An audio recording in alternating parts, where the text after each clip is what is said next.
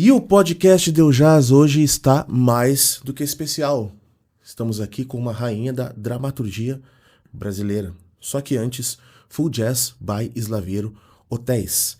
Uma atmosfera totalmente inspirada no jazz ou no jazz. Você pode falar da maneira que quiser. Fica numa localização incrível aqui na cidade, no bairro Batel. Estamos em Curitiba, na Silveira Peixoto 1297. E as reservas são feitas pelo site slavierohotéis.com.br. Shows de jazz de quinta a sábado com artistas brasileiros e também internacionais. Quando os americanos vêm para cá, os europeus, os japoneses vêm aqui em Curitiba fazer turnê, eles passam pelo Hotel Slaviero Full Jazz. Então é isso, slavierohotéis.com.br, nosso parceiro aqui. Dito isto, é um prazer te receber aqui no podcast Deu Jazz ou Deu Jazz, como quiser. Denise Del Vecchio. Obrigada, prazer é meu estar aqui com você. Como está, e com Biatieri? seu público maravilhoso. Obrigado pela presença. A gente está muito feliz pela tua visita aqui ao nosso estúdio. Estivemos no teu espetáculo ontem, Tô na Fazenda, em Curitiba, e ficamos impactados em ver pessoalmente artistas incríveis ali no palco. Viva o teatro brasileiro, viva o ator, viva a atriz aqui do nosso país. Obrigado pela presença. Denise, a gente vai começar esse bate-papo justamente pelo teu atual momento. O Tô na Fazenda é uma peça que ela tá dando o que falar. Agora tem o patrocínio da Petrobras, vai passar por 30 cidades do nosso país. Exato. E na verdade é uma leitura do que ainda acontece nos dias atuais. E eu queria saber para ti qual é a sensação de estar no palco fazendo a Ágata, né? Primeiro dizer muito obrigada pelo convite, estou contente demais de estar aqui e poder falar com o teu público. E contente de estar em Curitiba. Fazia tempo que eu não voltava para cá, fazia tempo que eu não estava no Guaíra e no Guairinha, a gente está lá no Guairinha.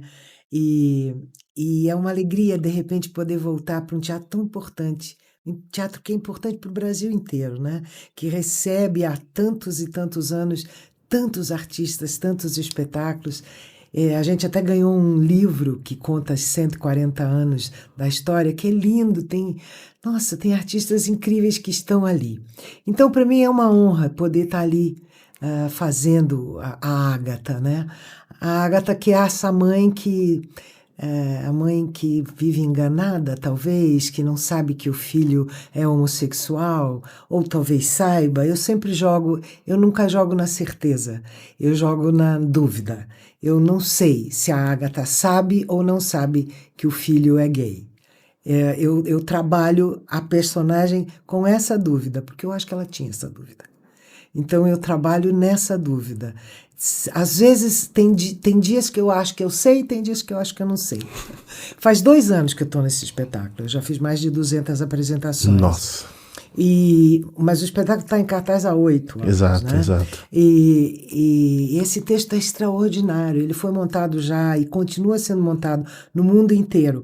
Mas o próprio autor, o Bouchard, Marc Bouchard, ele fala que é a montagem que ele sonhou que acontecesse. Quando ele viu a primeira vez, ele reconhece que ali está a essência do texto dele, nessa montagem. Porque é uma montagem que tirou todo o cenário, não tem nada. É um plástico com lama e alguns baldes e 4 atores. E uma luz extraordinária, né, e uma trilha sonora também extraordinária, que é operada manualmente todas as noites, a cada espetáculo. Não é apertar o botão, ele acompanha as nossas falas, o nosso tempo. É incrível, que é o próprio o Marcelo H., que é quem fez a trilha. Então, ele faz questão de operar e a operação é uma coisa viva, né? Porque não é mecânico, é ele na mesa. E eu tenho uma alegria enorme de fazer esse espetáculo cada noite, porque apesar dele ter sido escrito há uns 15 anos e tá montado há 8, o assunto continua super urgente e as pessoas continuam muito necessitadas de discutir essa questão. Essa questão de uma família que se destrói por um preconceito, uma dor que não precisava existir, era só um aceitar o outro, né? Há uma sociedade que se agride simplesmente porque não aceita o diferente. E eu fico indignada com essa fábrica de sofrimento que o ser humano inventou, que não é desnecessário, gente. O que me incomoda, o que muda na minha vida a tua condição sexual, ou a tua condição de cor de pele, ou a tua condição do que quer que seja, não muda nada. Eu vivo a minha vida do jeito que eu quero, deixo os outros viverem como eles querem. E eu acho que a peça coloca isso, porque a dor daquelas pessoas, de uma família que se destrói por preconceito, eu sempre pego ela por esse lado, sabe? Mostrar para eles, olha que bobagem, não precisa, podia dar tudo certo. É verdade. Não é? Era só ter começado diferente, Não só é? ser um pouco mais sensível. Exato. E é incrível porque ali na plateia, eu imagino que diversas expressões estão dançando enquanto vocês estão atuando. Tem pessoas que estão super felizes, nossa, que bom que isso está sendo colocado aqui, tô com o coração tranquilo. Tem pessoas, nossa, depois disso aqui a gente precisa resolver alguma coisa com a pessoa que está na cadeira ao lado. Então são várias nuances diferentes que passam no coração de cada um, né? Muito incomodada também. Tem gente que fica muito incomodada. Claro. Porque pega em algum lugar que ali, né, tá... É verdade. Bom, Armando Babaioff, Iano Salomão, Camila Narri e Denise Del Vecchio, vocês 4 no palco. Quanto tempo levaram para deixar aquele espetáculo ali já pronto, a ponto de estar ok para ir para a estrada? E como é que chegou o primeiro vestígio, ou o primeiro convite para que tu fizesse o Tom na Fazenda? Então vou começar pelo final. Porque eu não participei do processo de montagem do espetáculo. Entrei depois, né? Já tinha marcas, já estava mais ou menos pronto. Apesar de que a minha interpretação é completamente diferente. Você, como músico, sabe que cada um de nós interpreta uma canção de um jeito diferente, nós atores também. Não adianta. Cada ator que faz uma personagem traz a sua versão daquela personagem. Sim. Com seu corpo, com sua voz, com seu entendimento. Então, é muito diferente o que a Soraya fazia do que o que eu faço. É bastante diferente. E não é uma relação de valor. É só diferente. E eu entrei no espetáculo... E o que eu entendi daquele espetáculo é que é um espetáculo de relações humanas. Então, os atores, nós 4 ali, nós temos que estar o tempo inteiro muito interligados, jogando muito um com o outro, porque nós não temos mais nada. Não tem uma cadeira para sentar, não tem nada para segurar, não tem. São atores e vozes e corpos. Então, esses corpos e vozes, eles têm que se relacionar para aquilo ser verdadeiro, para aquilo ser real, que é o que o personagem do Babaioff diz, né? Isso aqui é real. É real, porque a água é real, a lama é real, os nossos corpos e nossas vozes são reais. E eu acho que isso impacta o público, sabe? Ter essa concretude, essa coisa tão concreta que é o espetáculo, que são 4 atores despidos, não nus, mas despidos de qualquer subterfúgio, contando uma história. A gente conta essa história. E o Rodrigo Portela, que é o diretor, ele reforça essa questão dos relacionamentos e de que a história ela tem que ser contada o tempo inteiro, ela tem que ser contada, não só representada. Atrás da representação do personagem e tal, tem uma história que é contada e que essa história que é importante. Então é mais ou menos assim que a gente trabalha. E quando eu estava fazendo um outro espetáculo em São Paulo, um monólogo. Eu não gosto de fazer monólogo, porque eu gosto da relação. Exatamente o que eu gosto é da relação em cena. É de todo dia ouvir o colega diferente, veio num outro ritmo, veio num outro espírito, e aí você tem que jogar e se adaptar, como no jogo de futebol. Exato. Sabe? Com qualquer jogo, você tem que se adaptar. Então eu não gosto muito de monólogo, não gosto de fazer. eu me sinto muito solitária, apesar de ter a plateia e tal, mas eu sinto falta dos colegas. E eu estava fazendo esse monólogo que era lindo, mas o Sérgio, que é o produtor, me chamou, com quem eu já tinha trabalhado, e falou: olha, tem uma proposta, você não quer entrar no espetáculo? Eu não tinha assistido. E eu fui assistir em São Paulo.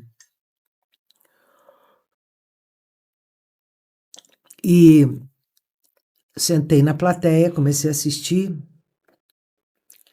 Eu tenho que fazer esse espetáculo. Pensei assim, examinei imediatamente e falei assim: eu tenho que fazer esse espetáculo. Fiquei encantada com a peça e com a personagem.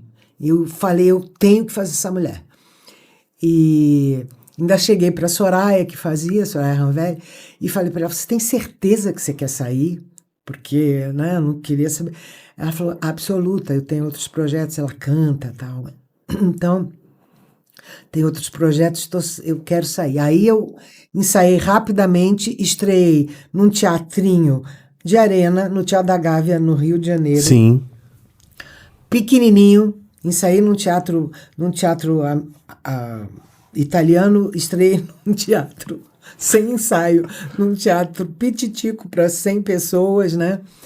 E aí, imediatamente começamos a viajar. Começamos a viajar pelo Brasil, que já tinha um projeto, o espetáculo já viajou bastante pelo Brasil.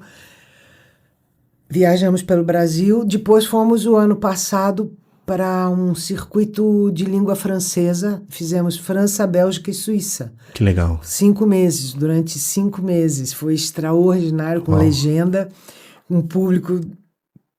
E é uma loucura aquilo, você sabe bem, né? Porque a gente ia para uma cidade que tinha 50 mil pessoas, aí você chega, você fala assim... não vai ter ninguém. Como é que... 50 mil pessoas? Aí chegar num teatro de 1000 lugares lotado de noite. Eles chegam 5 minutos antes. 10 minutos antes tu tá com medo. Meu Deus. Não é? Quando ele chegou. Uma doideira. Nossa, foi uma experiência tão extraordinária. E para eles é uma linguagem teatral muito diferente. Eles não estão acostumados. Eles estão com uma coisa mais verbal, mais formal. E então esse espetáculo rasgado, com violência física, nossa, foi incrível, incrível. Aí a gente fez esses 5 meses, aí voltamos, continuamos viajando pelo Brasil. E o mês passado estivemos em Edimburgo, fizemos o Fringe lá, o Festival de Edimburgo, que foi incrível também, maravilhoso. E agora temos esse projeto aí de mais 29, né? Porque a Curitiba é a primeira, mais 29 cidades pelo Brasil. Nós vamos alcançar lugares que a gente não alcançou ainda, e isso me dá uma alegria, cara, porque é tão bom poder... O Brasil é tão grande, né? Tem tanta gente, é bom poder ir, eu sou de São Paulo, é bom poder receber as outras pessoas dos outros estados e ver o trabalho. O Brasil é imenso, né? É um continente quase. Não, o estado de emoção e comoção das pessoas no espetáculo é incrível, né? A gente, quando termina, que vocês estão ali fazendo a saudação e nós estamos aplaudindo vocês, eu acho que ontem foram 3 minutos de aplauso. Eles ficam aplaudindo. 4, talvez. É incrível, né? Poderia ser mais, né? Porque ele teve que cortar um pouquinho para falar. Exatamente, incrível. foi incrível. Bom, Tom na Fazenda, agora mais 29 espetáculos, maravilhoso, passou pela Europa, né? Como tu falaste, Suíça e Bélgica, e recentemente Escócia também. Maravilhoso. E agora voltando um pouquinho, falando um pouco mais da tua carreira, eu acho que tu é uma das grandes representantes da dramaturgia brasileira. A minha geração se acostumou a te ver na televisão, a te ver no cinema, no teatro. Eu não tanto porque eu não tinha acesso ao teatro, mas quando comecei a ter acesso a essa maravilha, que é sentar e ver um espetáculo aos meus olhos diante de mim, comecei a entender um pouco mais que a essência do ator, a essência da atriz, realmente ela parte do teatro. Como é que tu chega no teatro de arena e como é que tu dá o sinal dentro de ti, sim, eu serei atriz, eu vou viver disso, eu não quero mais história, eu não quero mais Não precisa me levar no teatro por causa da geografia. Geografia, mapa eu não sei nada, né? Mas atuar eu sei atuar. Mas hoje tu sabe muito de mapa, né? Eu era muito tímida, muito tímida. E minha mãe sempre foi uma mulher... O sonho da minha mãe era ser atriz. Ela adorava os filmes americanos e ela tem fotos dela jovem como aquelas divas americanas dos anos 30, 40, dos anos 40. Então ela amava cinema, gosta até hoje, mamãe, Dona Jurema. E ela adorava aquilo. E eu acho que o sonho dela era ser atriz. Acho que ela queria. Mas ela se casou, teve filhos, aquela geração toda. E eu não, eu sempre fui uma garota quieta, uma garota de ficar em casa, uma tímida e tal. E ela resolveu que me leu no jornal um anúncio de curso de desinibição com teatro. Ela leu, que tinha no TBC de São Paulo, no Teatro Brasileiro de Comédia. Aí ela falou, você não quer ir? Eu falei, eu vou. Quem sabe você desinibe, sai mais de casa, tá? Pronto, acabou, perdeu.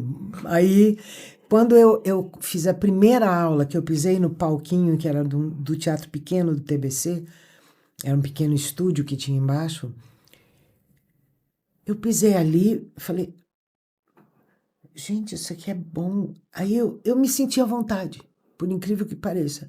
Eu me senti à vontade com os exercícios que eles me davam, com o que tinha que fazer, eu fui me sentindo à vontade. Eu comecei a gostar daquilo. E eu tinha ido muito pouco ao teatro. Eu tinha ido com o professor de geografia, que era quem levava a gente para o teatro. Até sonhava, às vezes, falava assim, seria legal eu poder estar ali, né, tal, mas não achava que eu teria essa oportunidade. Na minha família não tinha nenhum artista, nada. Sim. Aí eu fui... Desse curso, fui para o Teatro de Arena, porque um colega falou, vai começar um curso no Teatro de Arena. Conheci o Boal, o Augusto Boal, a Cília Tumim, Eleni Guariba, que eram os mestres, e daí não saí mais de lá. Não cheguei a resolver naquele momento em que eu ia viver disso. Eu não achava possível viver da arte de representar. Eu achava que era uma coisa difícil e tal. Mas... com a sequência da própria vida, as oportunidades que foram aparecendo, as pessoas gostando do meu trabalho, críticas falavam bem. Aí comecei a ficar, fui ficando, até aparecer a primeira novela já em 1974. E decorar texto assim já era tranquilo pra ti? Não é tranquilo nunca. Nunca. É chato. É chato. Especialmente para TV, né? Especialmente para TV é muito cansativo. Porque material diário muda, né? Material diário que vem e você acaba de gravar, tem que ir para casa e ficar estudando as cenas do próximo dia. É muito chato. E você tem a sensação que você está na escola e nunca passa de ano.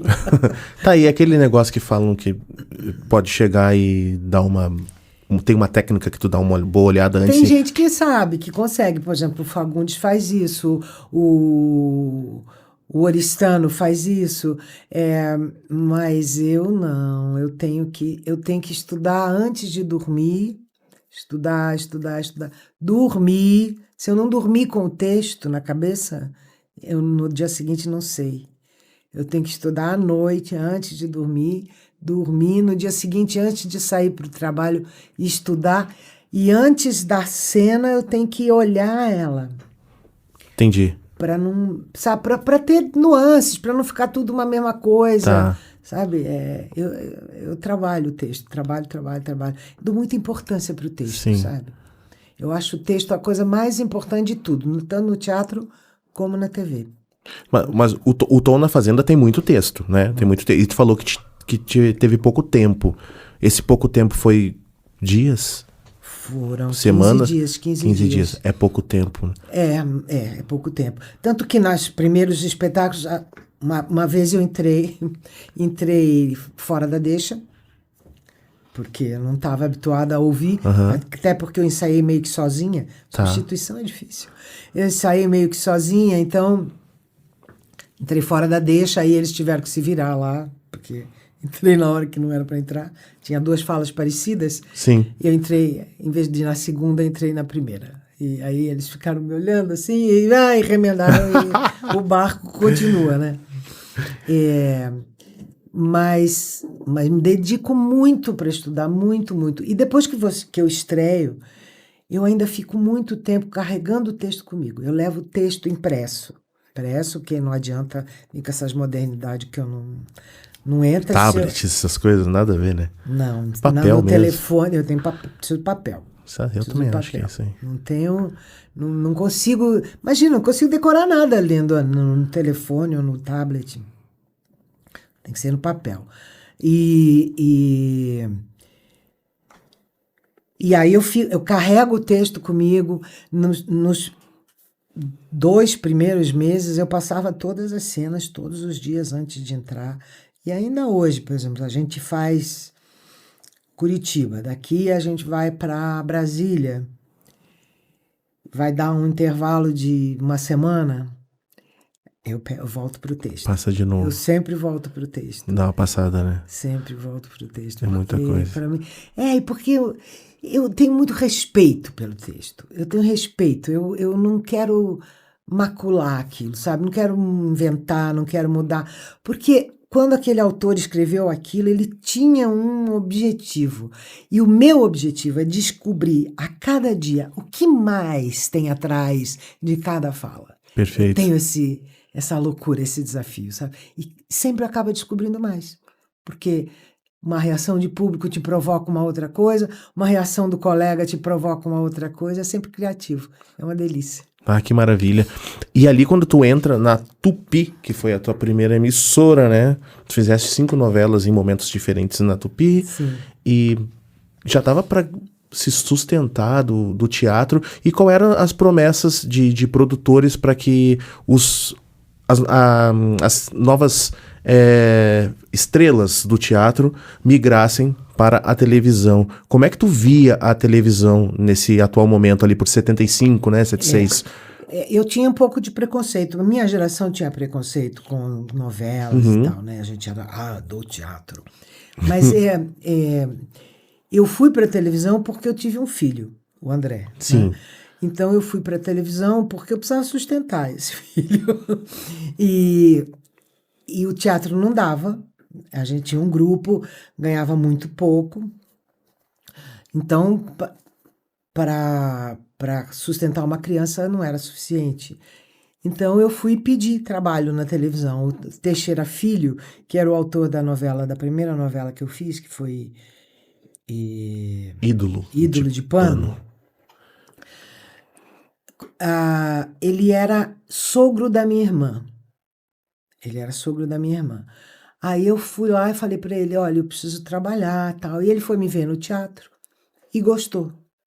Falou, vou fazer um papelzinho para você.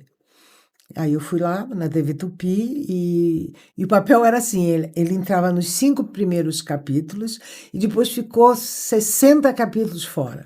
A novela teve 280 capítulos. Nossa, um ano? Mais de um ano. Mais de um ano. A novela era enorme, enorme, enorme. Porque foi um sucesso extraordinário. Foi a novela que levou Tony Ramos e Denis para Globo. Foi a partir dessa novela. Eles 2 estavam no elenco. Que legal. Então eu fiquei 60 capítulos fora. Falei, agora não sei mais. Aí voltei e aí o personagem ficou importante. Porque a personagem achavam que ela tinha morrido e tal. Aí ela volta. Aí volta, e aí fiz até o final. E foi uma grande escola, porque tinha esses grandes atores. E tinha direção do Henrique Martins, que era um gênio e uma pessoa incrível, me ensinou demais. Tinha a Laura Cardoso no elenco. Que eu ficava escondida na coxia, assim, vendo como é que Laura fazia.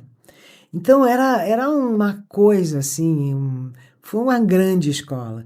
E lá na Tupi eu fiz mais algumas coisas até a Tupi fechar, né? Não, eu saí antes da Tupi fechar. Eu fui para Bandeirantes antes da Tupi fechar.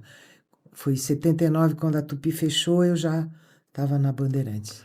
E aí tu era uma atriz que já estava bem ambientada a estar na televisão e a cada final de trabalho já era já era considerado certo que tu iria fazer um próximo na televisão, né? Não. No passar do tempo, não. Foi galgando, então.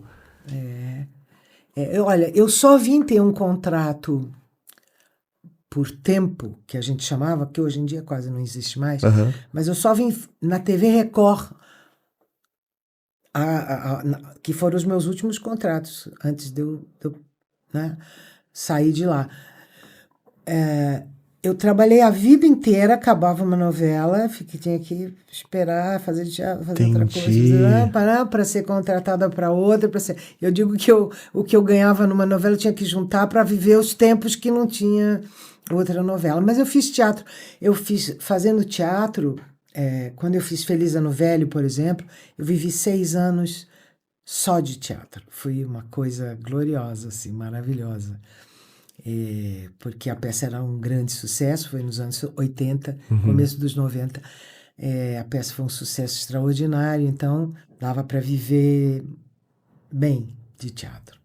Imagino que era uma correria, né? Porque dentro do Feliz Ano Velho tu também gravou algumas novelas. Tu gravou Fera Radical, por exemplo. Não. E quando eu comecei a fazer Feliz Ano Velho, eu não parei de fazer TV. Não teve nenhuma novela. Não. A única coisa que eu fiz foi uma série curta na TV Globo chamada A Máfia no Poder. Enquanto eu fazia o Feliz Ano Velho, eu fiz só isso. Foi uma passagem curta.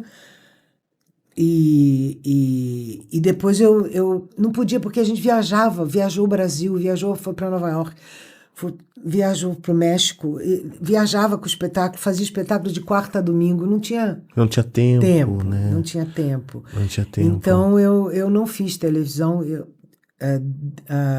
por escolha mesmo. Por Sim. escolha eu resolvi não fazer televisão enquanto eu fazia o Feliz Ano Velho, que era extraordinário. E é isso. Tu tem lembranças de vocês no início da primeira temporada do Feliz Ano Velho? Tenho. Né, com Marcos Frota, Lília Cabral e Paulo Betti, né? Direção do Paulo Betti. E grande elenco, né? E grande elenco, né? Colegas que já desistiram da profissão. Eu lembro, porque foi uma produção muito... Primeiro foi a adaptação, o livro era um sucesso. Total.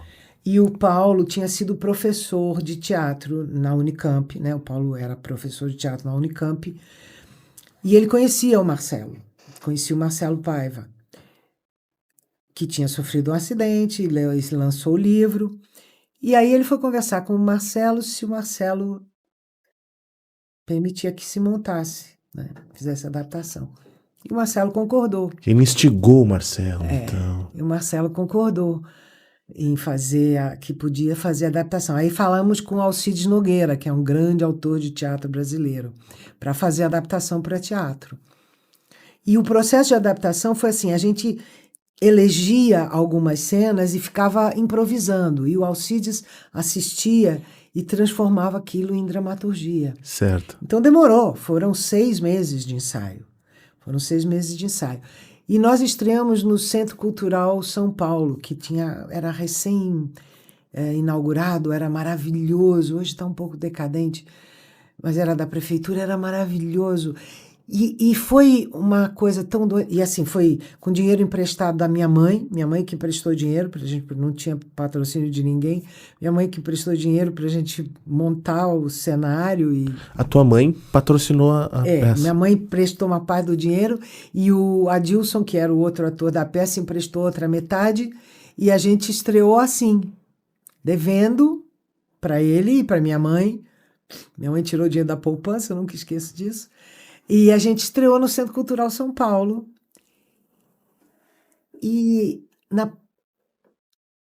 vendeu tudo. O primeiro mês vendeu todos os ingressos. Não tinha um lugar. As pessoas ficavam esperando desistência na porta, esperando. Aí o teatro prorrogou a nossa temporada, nós ficamos 2 meses lá. Quando saímos de lá, a gente não tinha teatro para onde ir.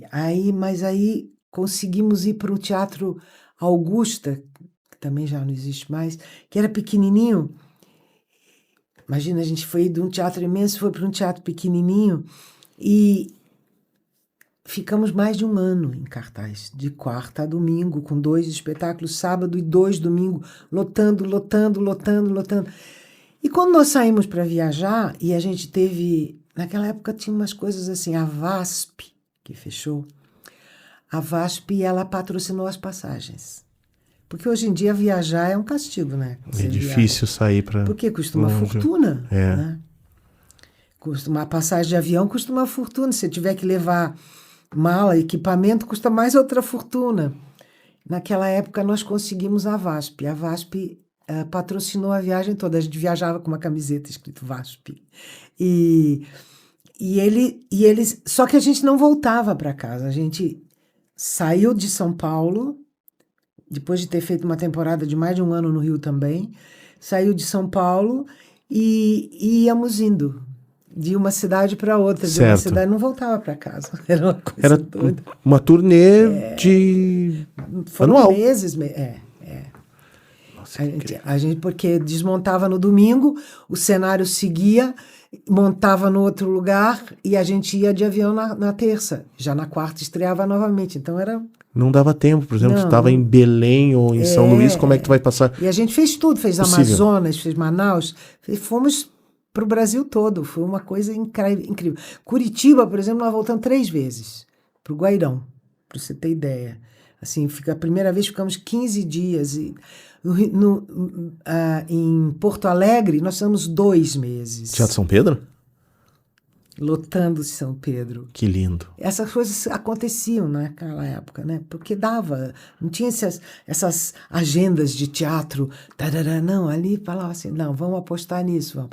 Tanto meu filho, o André, eu botava ele de sexta-feira, ele saía da escola, minha mãe punha ele no avião e ele ia me encontrar nos lugares, porque senão não via meu filho.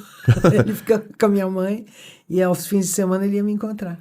Mas, Denise, eu acho que toda essa trajetória, todo esse acúmulo de trabalhos brilhantes que tu fez ao longo da tua carreira também puxa para que as pessoas, por exemplo, venham aqui a Curitiba, ou eu sei que vai ter, acho que Mato Grosso do Sul vocês vão, né? Dourado, já. Dourado, né? Vamos agora. Vocês vão, né?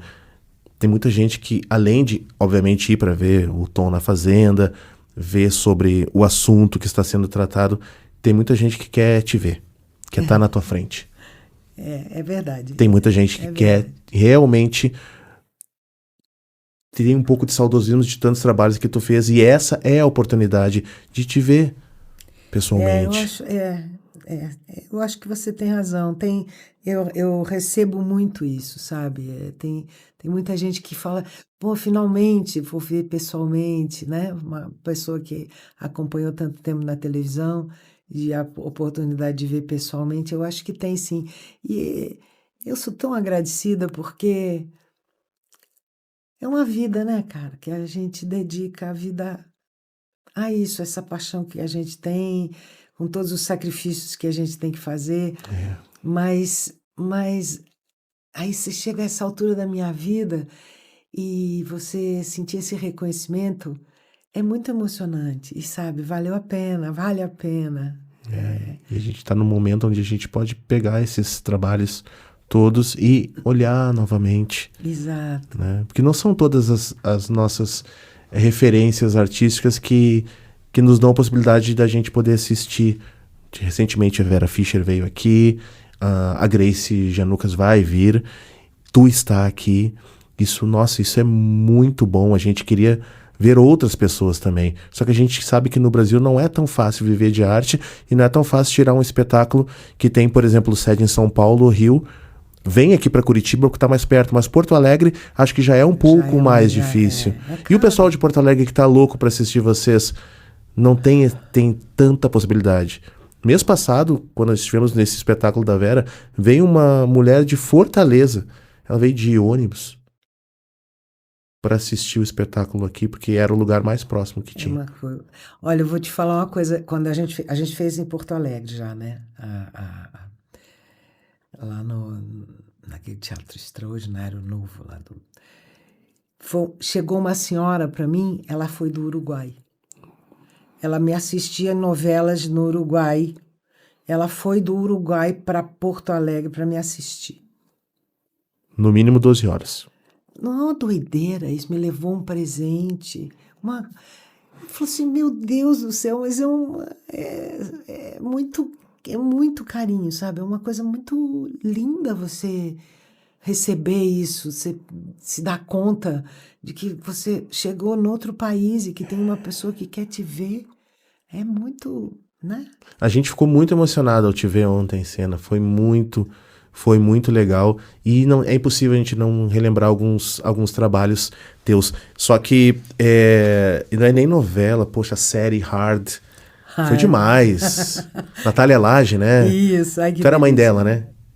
Eu era sogra Tu era sogra dela. dela. Sogra dela. Era Tu muito deve bom ter. aquilo. Tá aí o roteiro quando chega pra ti, assim, tu não sabe o que vai rolar quando tu tá na tua mão. Nossa, aí acho que tu começou a rir sozinha, assim, né? Foi uma delícia, porque isso...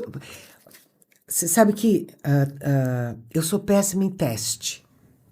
Mas tu não precisa fazer teste mais. Não, mas Quando fazia. eu nunca passei no teste. Então não adianta... Quando me chamam pra fazer teste, eu falo, não adianta. Eu não vou passar, eu não sei fazer, eu não sei o que vocês querem, eu não entendo, eu não sei. Bom, nunca fiz comercial, pra você ter ideia, porque eu não sei vender essas coisas, não sei. É uma característica.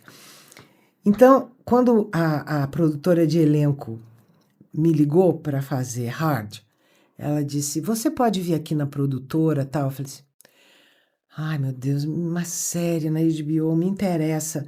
Eu vou lá, mas eles vão pedir para fazer teste, não vai adiantar, porque eu vou passar mesmo, não vou passar.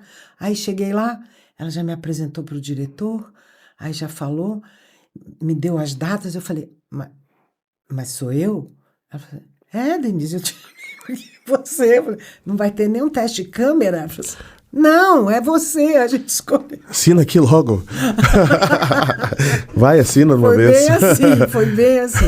Aí ela me contou o que era, né? Perguntou se eu não tinha problema de fazer. Eu falei, claro que não, que era uma coisa engraçada demais. E foi uma delícia de fazer aquilo. Foi engraçado aquilo. Porque era foi engraçado. Muito bom. Era uma personagem cômica, uma mulher completamente louca, uma sogra que era dona de uma produtora de vídeo pornô. Então, assim... Então, é bem gostoso, foi bem gostoso de gravar aquilo, bem gostoso de fazer. Pra ti fazer as séries é algo que tava legal pra ti? Dura um tempo a mais do que fazer uma novela? Sim, é mais cuidado. Numa novela a gente faz 30 cenas por dia. Numa série a gente faz 5, né? Tem muito mais elaboração, mais cuidado, tal.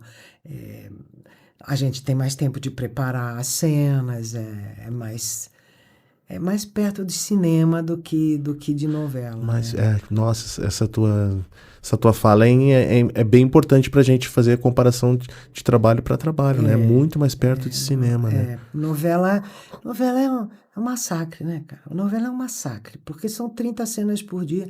As últimas novelas que eu fiz, que reprisa, 10 Mandamentos, que eu fazia um papel grande. Sim. Nossa, eu levava 3 horas para fazer a caracterização, porque tinha peruca, uma maquiagem de velha, tinha que ficar muito velha, porque tinha 1000 anos a personagem. Uhum. E falar aquele texto que não é fácil, né? Texto bíblico. Texto de época, né? De época. Então, eu levava 3 horas para me arrumar, para daí comer toda colada, comer assim, almoçar assim, e depois ficar ali gravando cena atrás de cena com aquelas... No Rio de Janeiro, com aquelas roupas de lã pesadíssimas, peruca até aqui, um calor. Rio de Janeiro, né? É diferente de fazer uma época como Chocolate com Pimenta, que tem uns tons de comédia, Sim. Ou é a mesma coisa? Não, é diferente. Exige muito mais concentração, exige muito mais... Né? Na comédia você fica mais... Eu fico mais relaxada, pelo menos, eu acho. Eu fico mais relaxada. Você pode jogar melhor e tal. Não é tão assim, né? Chocolate com Pimenta era uma maravilha, imagina. Era uma coisa... Era torta na cara. Que é coisa que eu não aguento. Eu tenho que enfiar logo a torta na minha cara, porque senão eu começo a rir. Então, pelo menos se eu tô com torta, ninguém me vê. Porque eu não posso ver alguém acertar uma torta na cara do outro. Eu acho engraçado. É um inferno isso, mas eu acho engraçado. Então, isso, na gravação, era uma loucura, porque era um tal de torta na cara de todo mundo. E Dona Mocinha era uma coisa, né? Dona Mocinha era uma senhora virgem que tinha medo de transar. Sim. Era muito engraçado. E você vê que gostoso que é, né? Essa profissão. Porque só fazia essa senhora virgem. Depois eu vou fazer hard, que é uma véia louca. Totalmente oposto, dissonante um do outro. Exato.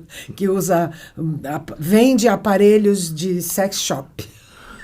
Mas como é que tu forma esse personagem, tipo, do Hard? Porque ela tem um jeito de ser, um gestual que a gente vê aqui quando a gente sai na rua, vai numa costureira, ou vai comprar vai num sapateiro. Tu vê pessoas que têm esse estilo, assim, de onde tu tira essa... De onde tu tirou especificamente a formação dessa personagem? Eu não sei te dizer. Eu olho muito todo mundo na rua. Eu olho todo mundo muito, sempre. É uma boa escola. Eu olho, eu vejo criança, como é que criança mexe o pé quando brinca, como é que se levanta do chão, porque daí eu quero fazer em cena do mesmo jeito. Eu olho como é que anda aquela velhinha, como é que, sabe, eu olho como é que se comporta uma mulher arrogante na fila. Eu fico só olhando, tô sempre olhando. Então, eu acho que tem uma coisa que vem como intuição. Você tem um repertório lá dentro. Quando vem o texto, vem mais ou menos o gestual. E eu tenho uma coisa que eu gosto muito de fazer, que é definir qual é o sapato do personagem. Sério? Nossa. Sério. Porque o sapato é como ela pisa na terra. Como é que essa pessoa pisa no chão? Isso determina como ela se comporta. Se ela usa um salto alto, se ela usa um chinelo, se ela anda descalça. Cada um tem o sapato meio que define uma postura para mim. Nossa, e eu fazendo uma relação com o Tom na Fazenda, eu consigo imaginar ontem, quando vocês entraram no espetáculo. Aquela bota. Tava com aquela bota, uma caminhada dela como uma caminhada estafante, cansativa, mas dentro da cabeça dela, não existe nada que me tira de fazer isso aqui. Exatamente. Olha, você leu... Eu vou fazer isso aqui. Você leu direitinho isso. Foi o que eu senti, assim. É exatamente isso. Meu colega do lado enchendo o saco da gente, já começou o espetáculo. Eu sei que começa. Exatamente isso. Eu tenho que cumprir tenho que carregar isso, tenho que fazer essa coisa da personagem. Nada te tira desse foco, né? Eu vou fazer. Não é esse balde, é esse, tranquilo, amanhã eu faço de novo. Exato. Né? Eu percebi isso. Denise, queria falar um pouco sobre Top Model, né? Eu não sei como foi pra ti fazer uma novela que foi das 7, mas ela poderia ser das 8, e ela foi um sucesso incrível, uma história muito boa. Malu Mader também deu um show. Maravilhosa. Né? Nuno Leal Maia, foi muito legal. Ali tu já tinha feito outras novelas na Globo, e pra ti era mais uma novela das 7? Tinha algum lance que já prometia ser especial? Olha, Top Model foi assim, era uma novela muito leve, muito solar, né? E a minha história, a história minha e do Jonas com aquela criança, era uma história pesadíssima dentro dessa novela tão solar, tão bonita, né? Então, eu achei que o meu núcleo, era uma opinião um pouco do Jonas também, o nosso núcleo, ele não encaixava bem na história da novela, aquela tragédia toda daquele menino doente, né, que tinha um problema. Ele não encaixava bem, então era difícil para a gente fazer aquilo, porque ela era uma história dentro de outro tom dentro da novela. Essa é a sensação que eu tenho, que eu me lembro da Top Model. E ela era toda solar, toda linda, toda surf, né? Totalmente carioca, né? Tinha esse lance. Mas hoje em dia eu não consigo mais ver tanto isso, que eu acho que as novela da 7, ela tá bem segmentada a ser algo mais comédia, mais escrachado. Tinha um pouquinho isso, até antes de Top Model, Cambalacho, Sassaricando, todas foram nessa temática super comédia. Isso. Mas, por exemplo, A Viagem que foi uma novela da Sete, tá fora de... Na estética sim. padrão, tá Sim, fora. sim. E Mas que só que foi sucesso. um sucesso incrível. Gente, até hoje, com essa reprise, as pessoas falam, me mandam coisas. O pessoal te escreve. Até hoje. É inacreditável. Faz tanto tempo, né? Essa novela, ela O tem uma Wolf. força. Wolf, Como é que foi trabalhar com o Wolf nessa novela o Wolf estava muito específica? entusiasmado nessa novela, né? Ele estava muito... Ele sabia que era um sucesso, sabe? Ele sabia que ele tinha na mão um sucesso. Então ele estava muito entusiasmado, era muito... na verdade, diretamente dirigida por ele, eu fui pouco, sabe? Ele dirigiu lá os primeiros capítulos, ele era diretor-geral, né? Eles não podem ficar indo para estúdio todo dia. Sim. E para todos, eles fazem cenas muito específicas. Mas eu adoro trabalhar com Fagundes, né? Tinha lá cenas com Fagundes que era uma delícia de fazer, e os meninos que viraram homens. E é esse sucesso, né? Essa coisa extraordinária. Essa Glorinha, que não era nada, que era uma personagem, uma governanta, assim, e tal, ficou... As pessoas gostam da Glorinha até hoje. É uma coisa doida. Esses personagens que eu acho que fazem um molde, assim, das novelas, né? Né? Que precisa ter esse elo, né? Pra dar uma construção boa de dramaturgia, né? De realidade também, Exato, né? de realidade. E uma coisa que as pessoas têm bastante curiosidade de saber, depois que tu embala várias novelas na Globo, tu vai por SBT. As pessoas gostam de saber como é sair da Rede Globo e trabalhar numa emissora que o foco não é 100% novela. Como eles tratam os atores? Tinha contato com o Silvio Santos? Ele se envolvia, se metia? Não, nunca vi o Silvio Santos. Nunca vi o Silvio Santos. Tu tava em casa, né? Porque era em São Paulo daí, né? Isso era muito bom, porque era em casa. Eu trabalhei no SBT quando o SBT ainda não tinha a grande sede, que era... A gente trabalhava ali nas margens do Tietê, que eram uns estúdios pequenos, e depois trabalhei quando já era estúdio grande.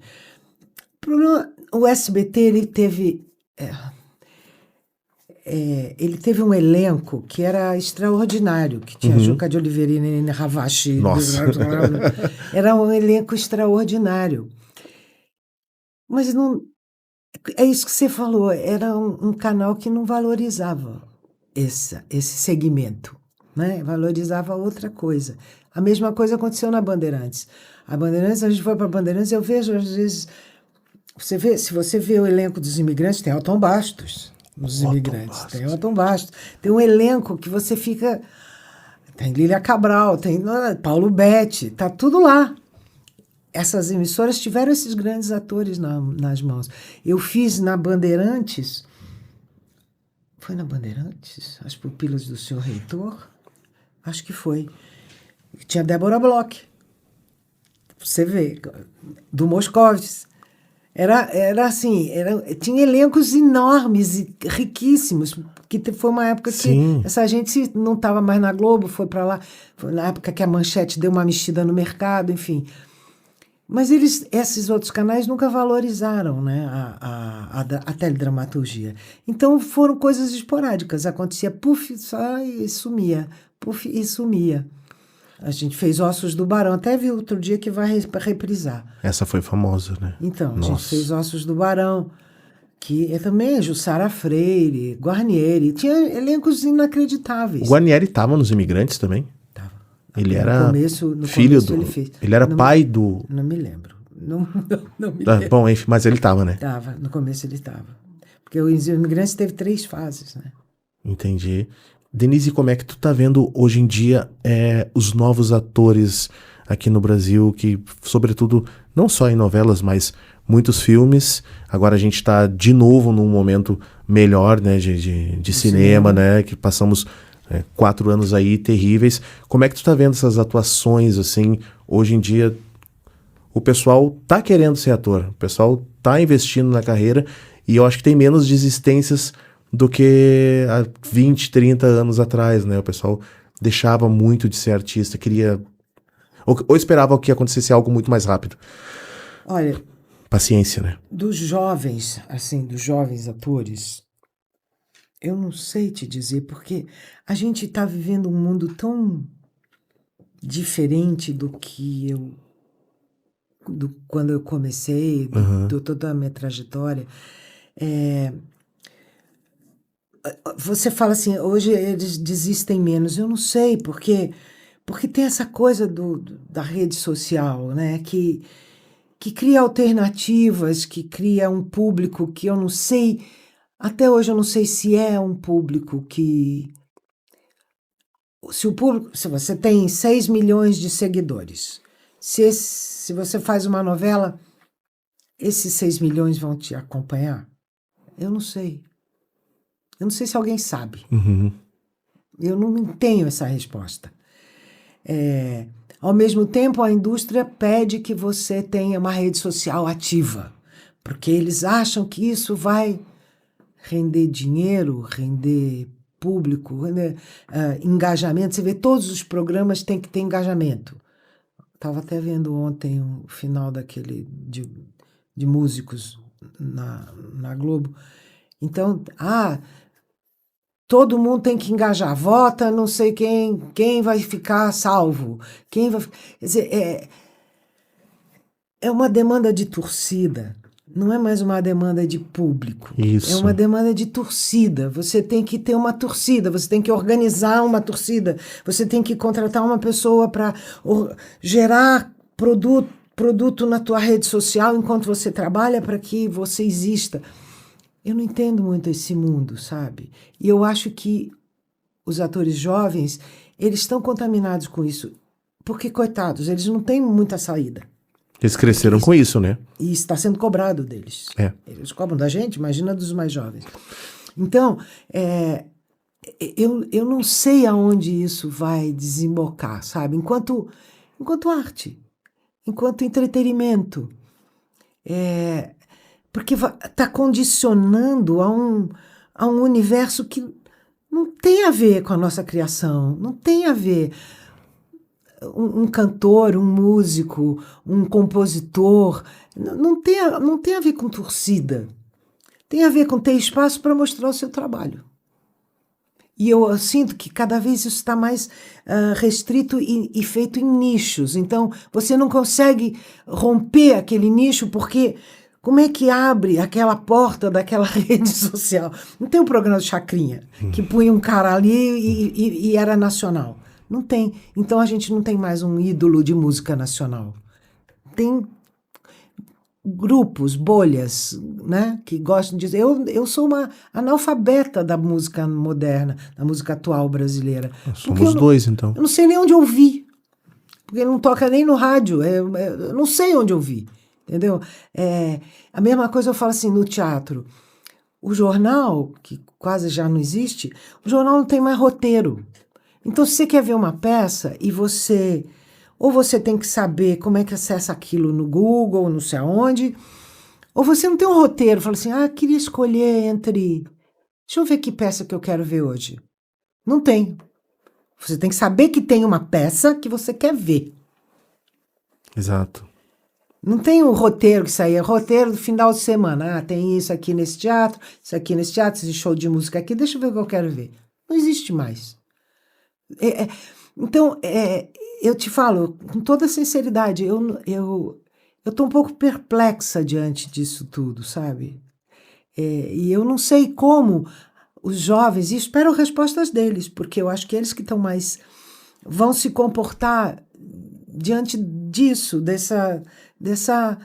desse mercado de trabalho que está tão diferenciado e como vamos tocar para diante as nossas novelas, que todo mundo gosta tanto. Você vê que com novela reprise, novela velha, todo mundo quer ver. E monta novela que é remontagem. Vale tudo, tá aí para mostrar. Sabe? Isso quer dizer alguma coisa. Alguém está interessado numa história antiga. Perfeito, exato. Então, o que está acontecendo? Por que não temos uma história nova que interesse tanto? Para mim são só questões, eu não tenho nenhuma resposta para isso, mas eu estou me colocando todas essas questões. Espero que os mais jovens busquem e encontrem essas respostas. E olha só, na música, a gente tem novos talentos no Brasil inteiro. E eles se mostram no Instagram. Que é o mesmo caso do teatro, né? Quando alguém não consegue uma colocação em algum lugar, cria o seu próprio canal e faz a sua novela ali, enfim. E na música nós estivemos já muito preocupados se teríamos novos ídolos daqui a 10, 20 anos, porque temos aqui o Gil, temos o Caetano, não temos mais o Hermeto, não tem mais o Tom, não tem mais a Gal, não tem mais a Elisa há muito tempo, então a gente quer saber quem serão os novos bitucas daqui a 10 anos, Pois é. 20 anos. Pois é. Quem será o novo João Bosco? Pois é. E nós temos pessoas incríveis e talentosas, porém, a música no Brasil ela mudou demais, como se mostrar, né?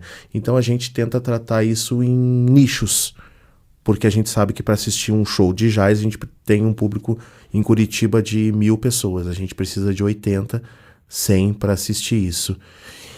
E no teatro não é a mesma coisa, porque o teatro teria que ser plural, teria que ser algo acessível para todas as pessoas, e muitas vezes as pessoas não sabem disso, né? A gente vê peças aqui que vêm em Curitiba que não são tão caras, mas tem gente que nunca teve a oportunidade de ir num teatro, ou teve, não sabe nem como é, e não vai porque acha que pode ser chato ou não entende minimamente sobre o que o roteiro está tratando, né, Denise? E tem muito preconceito em cima de teatro, né? Porque teatro tinha que ser ensinado na escola como instrumento de vida para as pessoas. Não para ser artista, para instrumento de vida, de relacionamento, de sociabilidade, de aprender a jogar, se relacionar com o outro. Teatro tinha que ser ensinado na escola. É uma cultura. O teatro é riquíssimo nesse sentido. E ao contrário, ficou uma coisa assim, é chato, não vou no teatro, é chato. E não é, né? Porque tem lá seres humanos vibrando. Nossa, é muito bom. Né? É muito bom. Como a gente fala lá em Porto Alegre, é tribom. Meu Deus. Como é que estamos de tempo aí, meu amor? Estamos em 5 minutinhos, estamos em Só? 56. Que pena. Denise, eu queria falar agora, 5 minutos é muito pouco, não dá pra falar sobre muita coisa, né? O teu filho, né? André Frateschi, que é um grande músico, né? Ele trabalha com arte, com cultura em todas as esferas. E me conta um pouco, assim, como é que é tu ver ali na tua casa e crescendo o monstrinho. Esse monstrinho começou monstrinho. Assim, ele começou como... eu fui ver, você que é jazz, eu fui ver um filme, meu Deus, era um filme dos anos 50, e que tinha Gene Krupa, baterista, aparecia no filme, tocando bateria. Eu fui ver com meu filho. Era um trecho do filme e tinha... Meu filho foi ver. Ele viu aquele homem tocando bateria e ficou louco. Falou, quero tocar isso. Ele tinha 6 anos. Eu quero tocar isso. Eu comprei-lhe uma bateria, botei no quintal, no quartinho do fundo de casa e aguentei uma criança tocando bateria. E os vizinhos também.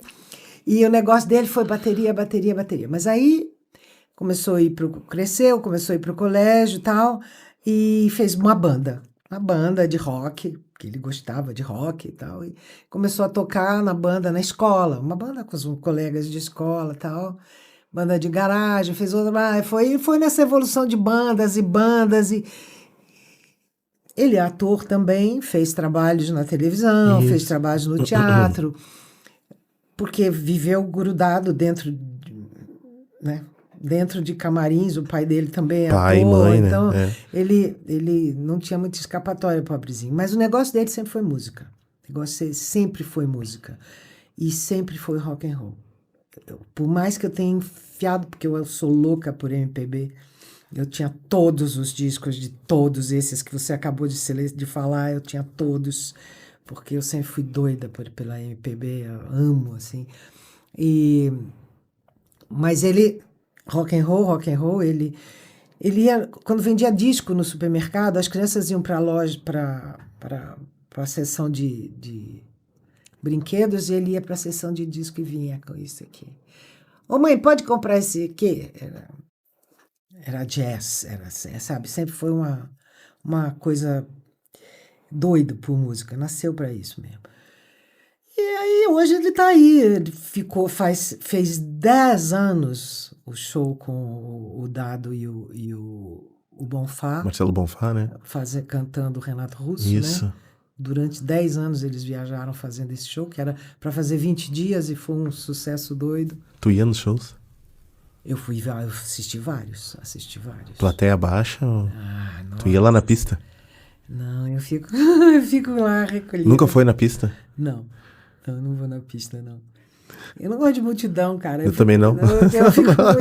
Eu quero sempre um camarotezinho, um lugarzinho. Ah, tem que estar sentado, é melhor, né? Acho que o teatro é bom também, que tem que estar sentado, né? Não gosto de multidão, não. E é isso. E hoje ele vive disso. Ele vive viajando, com a viola no saco e indo para um canto para o outro. Ele tem um repertório grande.